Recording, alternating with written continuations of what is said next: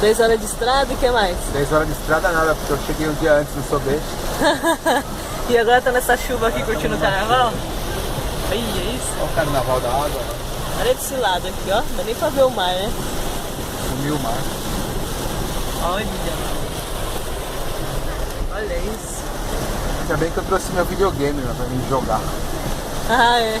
Essa Ele trouxe chuva aqui. nada, não. Ele não vai curtir nem o carnaval, porque ele queria ver o bloco das piranhas. Ele não vai poder ver, entendeu? Então por isso que ele tá aí, ó, todo satisfeito, né? Eu não.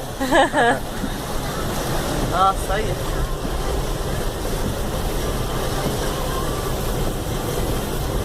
Só se fufu, hein, Sr. Henrique? Né?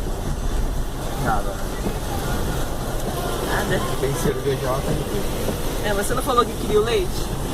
É, tem um leitinho com Toddy também. Como é que é o leitinho com Toddy? Leite com Toddy gelado. Eu sabia que você gostava. Se fosse pra escolher uma caixa de cerveja ou um copo de leite, qual que você escolher? Não, tem que ser uma caixa de cerveja contra uma caixa de leite.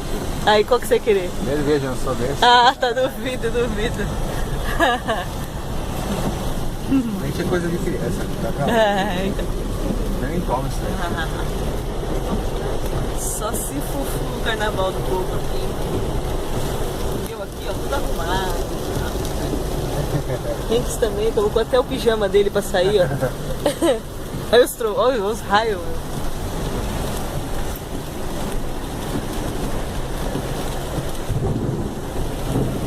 Olha. Dá pra ver o céu daqui. Completamente fechado, ó.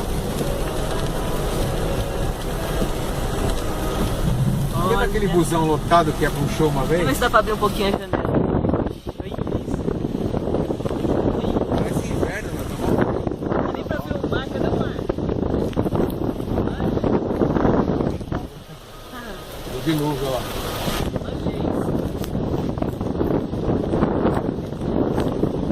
Essa água que tem em São Paulo e tem na praia, né? Vale muito essa água, viu? Isso, tremendo. Nada monstro agora, você viu o tamanho? Agora vocês viram como é que é, né? O carnaval do povo, né? Né, Henks? Ah, mas amanhã tem mais, né? É, vamos ficar uma semana inteira. Amanhã tem mais. É.